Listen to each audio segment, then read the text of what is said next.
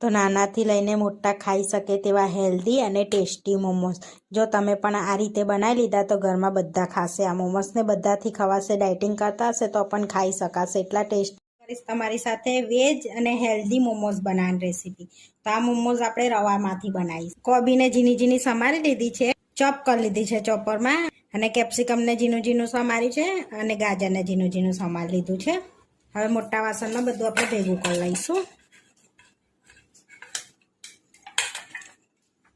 હવે એની અંદર 1 ચમચી લીલું લસણ એડ કરીશું હવે એકદમ નાની ચમચી આપણે મીઠું એડ કરીશું અંદર હવે મિક્સ કરી લઈશું બધું આપણે આ રીતે જેથી વેજીટેબલનું બધું પાણી છૂટી જાય બધું મિક્સ થઈ ગયું છે આપણે હવે ઢાંકીને આપણે 30 મિનિટ સુધી રેસ્ટ આપીશું ત્યાં સુધીને આપણે લોટ બાંધી લઈશું તો અહીં આગળ રવો લઈ લીધો છે મેં ઘીનો 1 કપ હવે એમાં અડધી ચમચી મીઠું એડ કરીશું અને થોડુંક તેલ એડ કરીશું 1 ચમચી જેવું હવે મિક્સ કરી લઈશું આપણે બધું પહેલાં આ રીતે અને સહેજ શેકું ગરમ પાણી લઈશું એનાથી આપણે રવાનો લોટ બાંધી લઈશું તો અહીંયા મેં ઘીનો રવો લીધો છે તો સહેજ ગરમ પાણીની આપણે લોટ બાંધી લેવાનો છે એનો સરસ આ રીતે તો આપણે થોડું પાણી એડ કરતા જઈશું અંદર આ રીતે અને સરસ એવો લોટ બાંધી લઈશું તો આ લોટ આપણે સહેજ ઢીલો બાંધીશું જેથી રવો ફૂલશે ને તો કઠણ થઈ જશે આ રીતે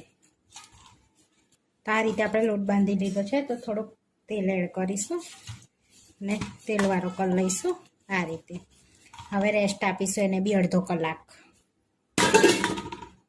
તો અને અડધો કલાક રેસ્ટ આપીશું જેથી રવો બી ફૂલી જાય આપણે સરસ હવે રેસ્ટ આપે આપણે 20 મિનિટ થઈ ગઈ છે તો જોઈ શકો છો સરસ એવું પાણી આપણે છૂટી ગયું છે આમાંથી કોબીમાંથી ને વેજીટેબલમાંથી હવે આપણે વેજીટેબલમાં બધું પાણી કાઢી લઈશું તો આ રીતનો કકડો લઈશું પાત્રો એકદમ હવે એમાં બધું આપણે વેજીટેબલ લઈ લઈશું હવે આમાં આપણે બધું ભેગું કરીને પાણી નિતારી લઈશું બધું આ રીતની પોટ્ટી વાળી આની જોઈ શકો છો આ રીતનું પાણી નીકળે છે બધું હવે આપણે બધું પાણી નિતારી લીધું છે આ રીતનું બધું પાણી નિતારી લીધું છે હવે બાઉલમાં લઈ લઈશું આપણે આ રીતનું છૂટું કરી લઈશું હવે આપણે એને થોડુંક શેકી લઈશું અચકચરું હવે પેનમાં આપણે એકદમ થોડુંક તેલ લઈ લઈશું તો 1 પરી જેવું તેલ લઈએ છીએ તેલને ગરમ થવા દઈશું હવે આપણે તેલ ગરમ થઈ ગયું છે તો આદુ લસણ મરચાંની પેસ્ટ એડ કરીશું આપણે થોડી હિંગ એડ કરીશું એક ઝીણી કટ કરેલી ડુંગળી એડ કરીશું આપણે આ બધાને સરસ આપણે શેકી લઈશું પહેલાં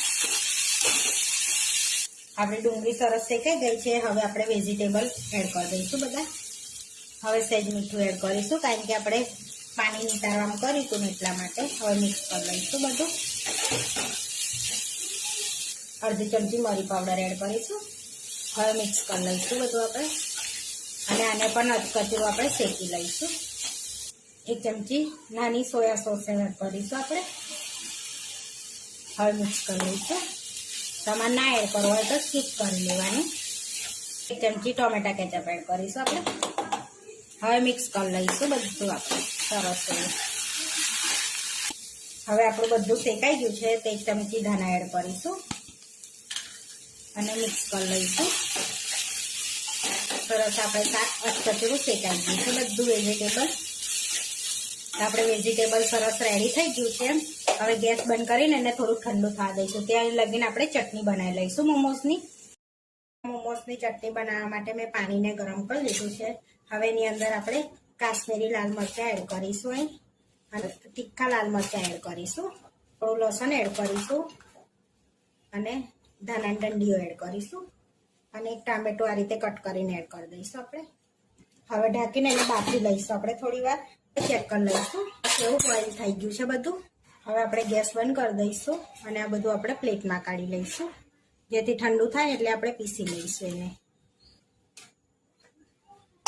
થવા દઈશું તો ટામેટાના ઉપરના છોડા આપણે કાઢી લઈશું હવે આપણે એને ઠંડુ કરી લઈશું પછી પીસી લઈશું આપણે મિક્સરમાં એડ કરીને હવે એની અંદર થોડુંક પાણી એડ કરીશું અને સરસ એવું પીસી લેવાનું છે આપણે હવે આપણે ચેક કરી લઈશું તો આપણી ચટણી સરસ પીસાઈ ગઈ છે આવી હવે આપણે ચટણીને શેકી લેવાની છે તો આગળ 2 પરી આપણે તેલ લઈશું આપણું તેલ ગરમ થઈ ગયું છે હવે આપણે ચટણીને અંદર એડ કરી દઈશું. આપણે ચટણીને સરસ એવી શેકાવા દેવાની છે આપણે, જેથી અંદરથી તેલ છૂટું પડે એ રીતનું. તો હવે સહેજ મીઠું એડ કરીશું સ્વાદ પ્રમાણે. અંદર થોડું લાલ મરચું એડ કરીશું, જેથી સ્પાઈસી હોય આપણી ચટણી મોમોઝની. મિક્સ કરી લઈશું. હવે એડ કરીશું 1 ચમચી વિનેગર આપણે અંદર. મિક્સ કરી લઈશું.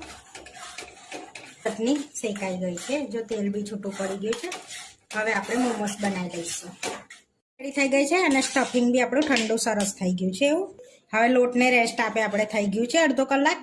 હવે આપણે ચેક કરી લઈશું તો સરસ એવો આપણો લોટ થોડો કઠણ પણ થઈ ગયો છે, જોઈ શકો છો. આની અંદરથી આપણે નાના નાના બોલ્સ વાળી લઈશું. આટલી સાઈઝના આપણે બોલ્સ વાળી લેવાના છે. હવે આપણે અટામણ વગર જ વણવાનું છે અને એક બોલ્સ લઈ લઈશું અને આ રીતનું પૂરી જેવું આપણે વણી લઈશું. હવે આ રીતનું વણી લીધી છે આપણે. હવે થોડુંક સ્ટફિંગ આપણે ભરીશું અંદર આ રીતનું. 1 ચમચી સ્ટફિંગ લઈને થોડુંક પાણી લગાડી લઈશું આ રીતે. પછી એને ઘૂઘરાનો શેપ આ લઈશું આ રીતનો. આ રીતે બંધ કરી લઈશું પહેલાં અને પાછો શેપ આલ દઈશું આ રીતનો. તો આ રીતે ચોંટાડી લઈશું આપણે. તો આ રીતે આપણે બધા બનાવી લઈશું મોમોસ. તમને ના વણતા ફાવે એમને એમ અટામણ વગર તો થોડોક મેદો લઈને વણી શકાય છે. તો આ રીતે મોમોસ ભરશો તો એકદમ સરળ રીતે મોમોસ ભરાઈ જશે આપણે. આ એકદમ ઇઝી છે આપણે મોમોસ ભરવાનું. તો આપણે સરસ એ રીતે બધા મોમોસ વાર લીધા છે આ રીતના. એકદમ સરસ, એકદમ ઇઝી રીતે વળી જાય છે વારવાની ઝંઝટ વગર. હવે આપણે એને સ્ટીમ કરી લઈશું. તો આગળ પાણી ગરમ કરવા મૂકી દીધું છે, તો પાણી ગરમ થવા આવ્યું છે આપણે. તો હવે આપણે આ રીતની પ્લેટ લીધી છે, એમાં આપણે મોમોસ મૂકી લઈશું. તો મેં આ રીતની લીધી છે જેથી બધા આવી જાય અંદર. આપણે બધા મોમોસ આવી ગયા છે અંદર. હવે આપણે એને સ્ટીમ કરી લઈશું. 30 થી 15 મિનિટ સુધી સ્ટીમ કરી લઈશું. હવે ઢાંકીને આપણે સ્ટીમ કરી દેવાનું છે. 15 થી 20 મિનિટ થઈ ગયા છે તો આપણા મોમોસ રેડી થઈ ગયા છે, સરસ એવા સ્ટીમ થઈ ગયા છે. હવે પ્લેટને આપણે બહાર લઈ લઈશું. તો અહીંયા આપણે બહાર લઈ લીધા છે. હવે આપણે ગરમ ગરમ સર્વ કરી લઈશું. તો અહીંયા આપણે ડીશમાં મોમોસ લઈ લઈશું. તો એકદમ ઇઝી રીતે ઉખડી પણ જાય છે. હવે મોમોસની ચટણી લઈ લઈશું આપણે. તો અહીંયા મોમોસની ચટણી જોડે આપણે સર્વ કરી લીધું છે. તો આપણા એકદમ હેલ્ધી મોમોસ બનીને રેડી થઈ ગયા છે. આવા વિડીયો જોવા માટે મારી ચેનલને સબસ્ક્રાઈબ કરો, લાઇક કરો અને શેર કરો. અને તમે જરૂરથી ટ્રાય કરો. ફરી મળીશું નવા વિડીયોમાં. અને કોમેન્ટ કરીને જરૂરથી જણાવજો કે તમને આ મારી રેસીપી કેવી લાગી.